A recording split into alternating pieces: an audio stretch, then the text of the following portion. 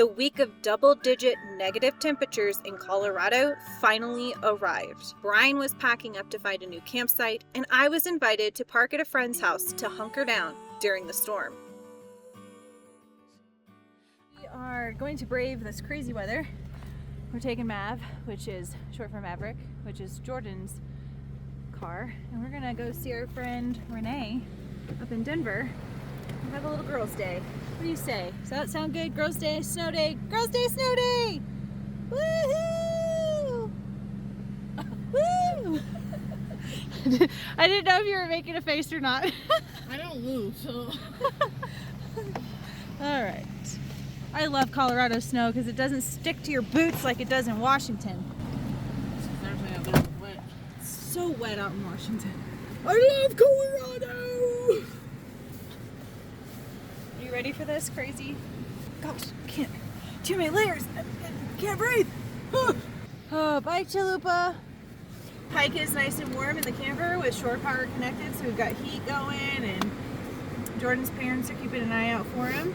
So techy in here and clean. Oh my gosh. I don't know about clean, but techie, yes. It's a Lexus. It's a Lexus. I got that luxury. Luxury off-roading right here. It is so cold. We just took a deep breath and started coughing. It's that cold. Especially inside a warm store. I know, and we're carrying frozen items. It is negative 21 degrees outside with a real feel of negative 34. And my Casita camper is holding strong at 43, 42, 43 degrees Fahrenheit. We're gonna get back in the heated blanket. I'm so thankful to have a connection to electricity right now because I'm able to run my space heater and my electric blanket. It's like 1 o'clock in the morning. I just woke up because I had to pee. That's cold. That's the coldest officially I've ever been in. Negative 21 degrees. Feels like negative 34. Good baby boy. Hi, honeys. Are you sweet baby? Did you have a good nappies? I'm so happy to see you. Yeah. Good morning, honeys.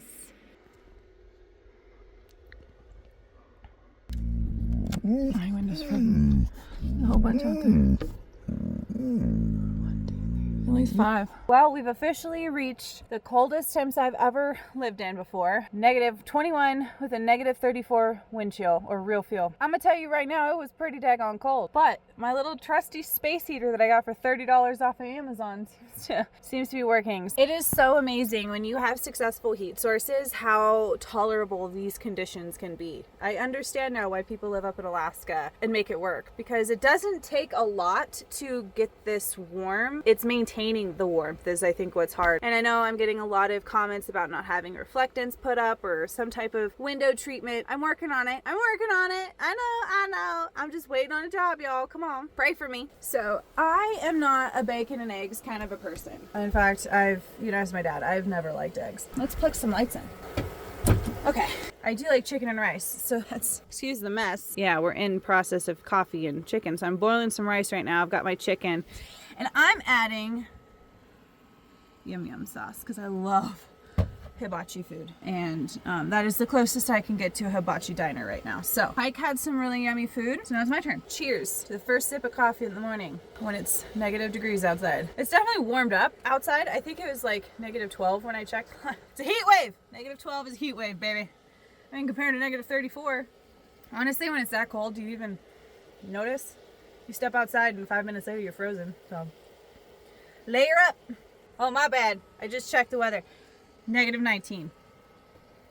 It's real warm out there. I moved my space heater right here. It does better than way down there. I think it's way too overall because it's a little nipply down here. So we're currently sitting at 63. So it's definitely warmed up with the sun. I think it's not working as hard, but I like to have it at the floor because then Pike's water bowl and my water in the corner doesn't freeze. So things like that. But this little space heater, I'm learning its limitations. Learning. You giving me smooches? Oh, you're getting camera shy. You don't kiss and tell. I learned. Oh, he's literally licking my.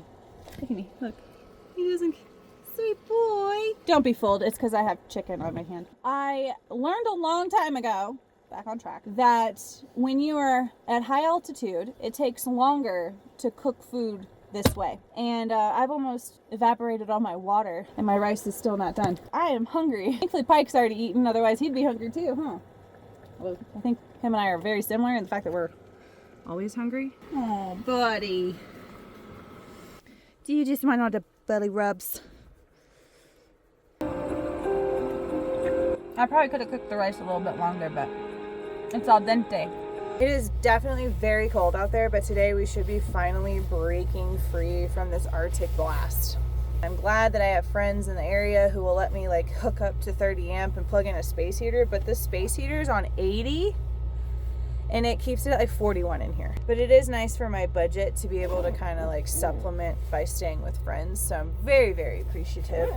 I did get a few things at the store. I had to use WD-40 on my lock. You guys made tons of great recommendations when I got locked in my camper that one time, so I definitely keep this on hand. And then I got this for Chalupa and all her squeaks, although she hasn't been squeaking too bad, so hopefully that's not because something is locked up and seized, but I'm gonna take Jordan to the shop.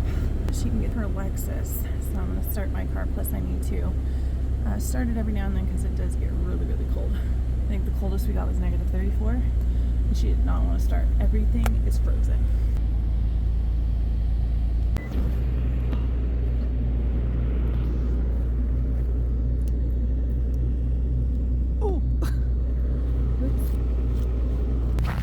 Gelled even with winter.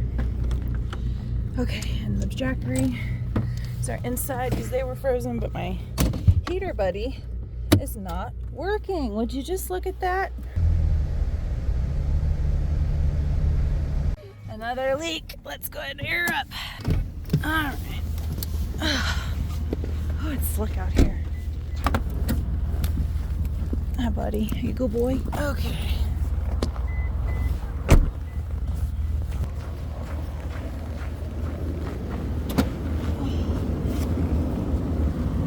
Oh my God.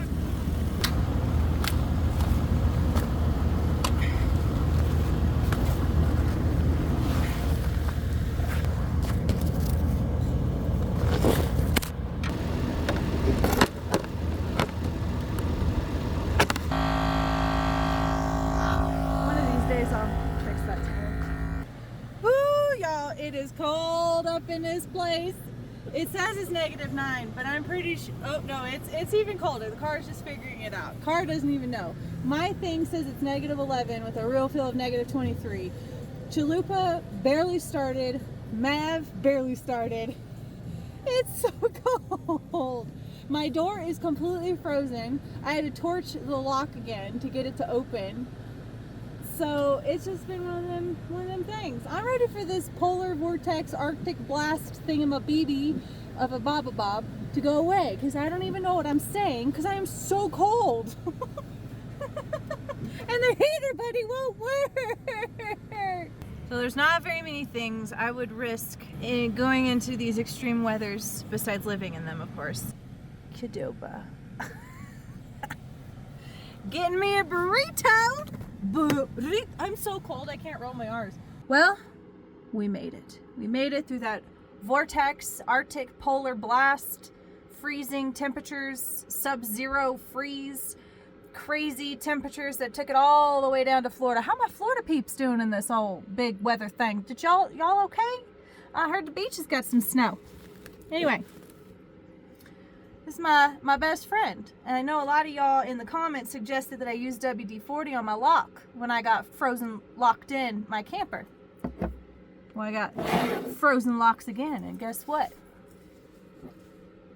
To the rescue, baby. I think I might need a generator so I can run my space heater as a last resort kind of a thing, because I can't afford hookups all the time. I can't spend that kind of, I don't have that kind of money.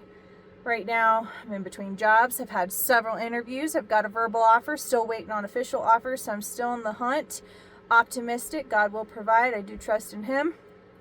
So, right now we're just kind of in a rut, but we're going to get out of it. We're going to get through it, and this certainly helped.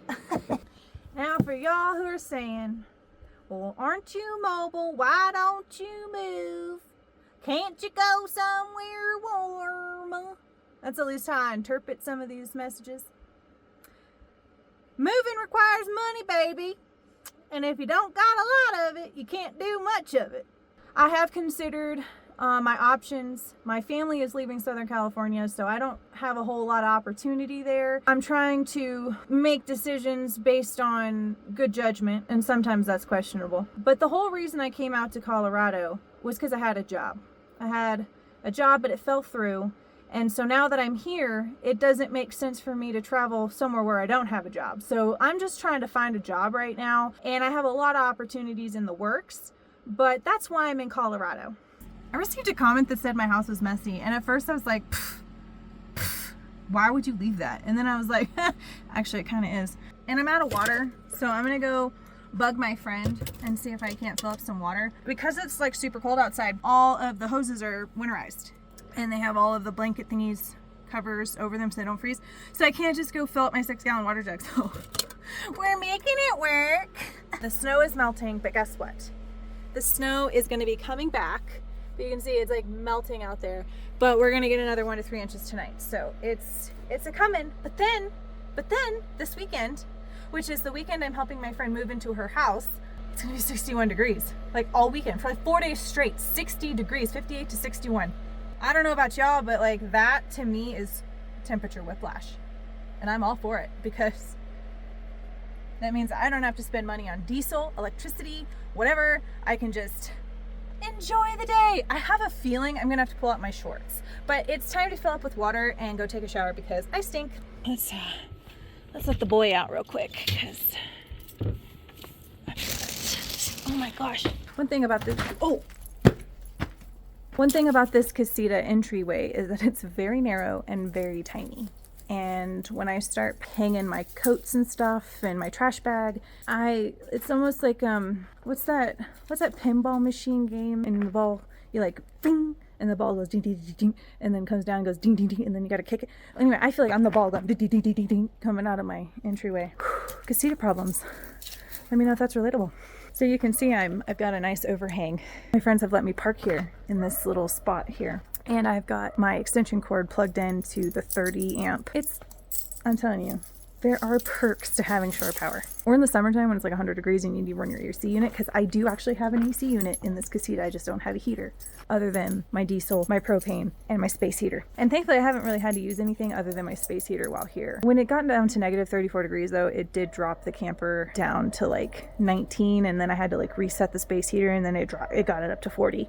So up then 43. So it's been doing good, but when it's above, 10 degrees, I would say, it does a lot better. Crazy to think all of the snow is gone and we're gonna get 1 to 3 inches overnight. I'm so excited. And then it's gonna be 61 degrees. But you can see the roads are still very much covered, and a little glimpse of the final sunset. What do you think? Let's go inside. Let's try not to become a pinball machine. Ding, ding, ding, ding, ding, ding, ding.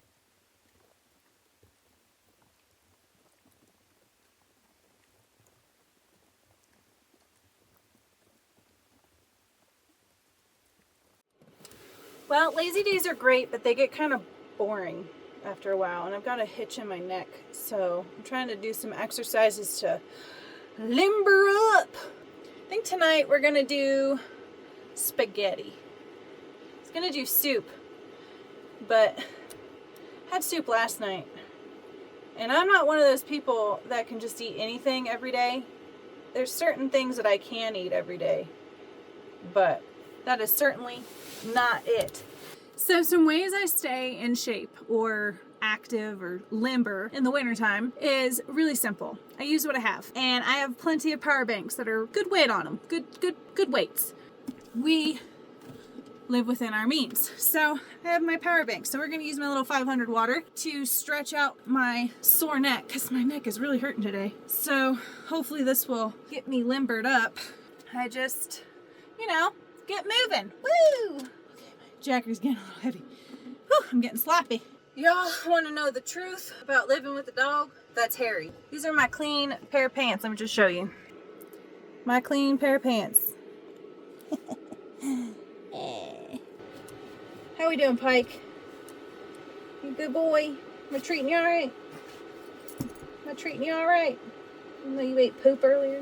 I received a comment with a bunch of questions in it, and I don't remember all of the questions, so I'm going to tackle them periodically through the next couple of videos. But one of them was related to Pike and how we handle the snow and predators and things like that. So Pike has a double coat.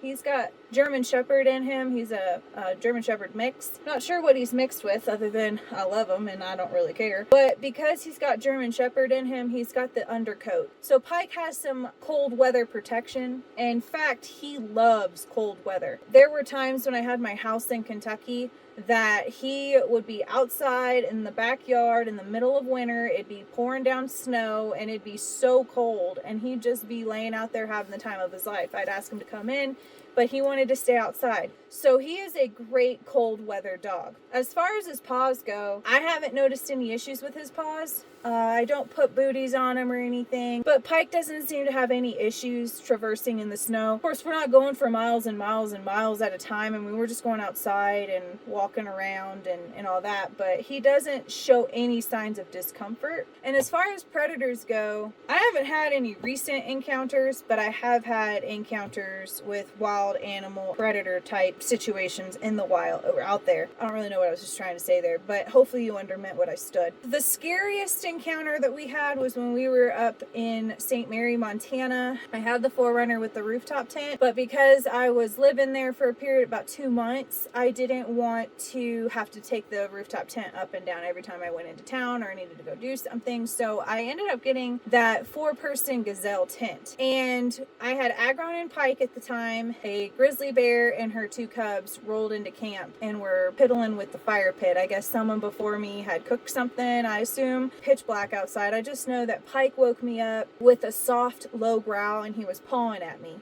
But when I looked out the window, I saw the big outline of the bear and I heard the paw prints of the cubs in the distance, literally inches outside of my camp. And I'm thinking, if Agron wakes up right now, this is going to be bad. But that one was freaky. Because, like, I'm sure you can imagine why that was freaky. I don't need to explain it. Had encounters with moose and Pike, several encounters with moose. One was on a backpacking trip, so we weren't in the camper. My friend Cindy and I went on a backpacking trip, and Pike joined us, and it had just snowed a foot. We got off trail because we were talking, and it looked like the trail kept going straight, but really it turned down into some switchbacks, so we missed the turn. And we ended up getting into this spot where we're like, why are we post-holing up to our hips? Like, that's not good. And we ended up coming up on a family of moose. It was a mom, a dad, and a baby. I remember looking down at Pike and just saying, if you're ever going to listen to me, this is the time. Like the one time, please just don't react. Because I'm going to be honest, I'm not want to come up on a wild moose and startle it. Never thought a moose was as big as it was until you're in that situation and you feel like a pea next to a skyscraper. So, I didn't like that. But that wasn't camper related. But that was dog related. Trying to think if there's been any other. Oh, I remember this one time it was 2 years ago. I had just separated from all my girlfriends when we did that big trip up to South Dakota, and Danya was hanging out with me, and I had just gotten back into Colorado, and I had Agron and Pike, and we were in the rooftop tent, and I just remember I felt really like nervous because I was like, I haven't been alone in a long time, so like, you know how you have to readjust. A pack of coyotes came into my camp and were circling my 4Runner. I just remember opening up the windows. My dogs, of course, were going absolutely nuts. I mean, nuts. And I remember just opening up that rooftop tent window, and I just looked down. There's like 13 coyotes just circling my camp, and I'm like, they're, you know. And then of course, Agron's just. If you remember Agron's bark, he was just like, I was like. I was overwhelmed. But I wasn't scared because I knew they couldn't get up to us. I was just like, is this ever going to stop? Like, y'all can go on now. Like, don't you realize you're triggering my dogs? As if they know. But I'm trying to think, what other encounters have I had with wild animals at camp? I'm going to be honest, it's very few and far between. I know I'm listing all of them right now, but that's in a span of like 4 years. So it's not like it's super common. It doesn't happen every single day. Mostly deer just walk up to my camp and, you know, Pike will kind of grunt, but it's a lot different just having Pike than it was when I had Agron here, or even with Jethro's one. I had all three because Agron was such a protective dog. He was super territorial of our home, whether that was the truck camper, the forerunner, the whatever. The joke was always, Agron's here, Agron's here. So it's super quiet now. Pike is extremely laid back. He's a very mild-tempered dog. He's very protective, but he doesn't, like, he kind of assesses before he reacts. Now, if he truly hears something, he'll start getting into his full bark protection mode, but for the most part, he kind of just gets up, stares out the window, looks at it, grunts a little, and then kind of goes from there. So it's definitely a completely different situation with just Pike.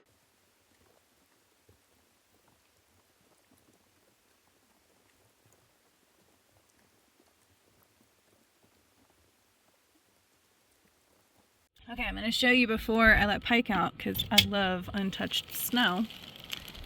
But we got a little bit of powder this morning. All right, buddy, go ahead. It's really coming down. She said a few choice words a minute ago, but I didn't get that on camera. Chalupa is covered, and she's de-snowing Mav because she's gotta go storm and go with her. But we got, oh my gosh, look at all this snow. Dude, there's a lot of snow. That's more snow than they predicted. What snow did we have when you first got here? Like, it's up to my boots. Look at that. This is perfect snow angel making snow. But I'm not gonna do it because then I'd get wet and cold. And I went and got snow in my boot. Oh, that's a silly thing to do. I take back what I said about Washington having wet snow because I just got wet snow all down my boot. That's what I get. Well, someone's been on this road, but not since the most recent snow. It's been a little bit. Oh my gosh, there's at least 6-7 inches out here. Yeah, because I'm pretty That sure mailbox is like, I'm gone. this road was melted before the snow hit. The Yeah. snow's been beating down on it. Oh my gosh, look at all the snow. Well, this is as good as any to go ahead and end this video. I hope you enjoyed spending some time with me as I yammered on about random things. I'm so thankful that this winter vortex has passed and we can move on to more normal temperatures. Thank you so much for watching, and I'll see you next week.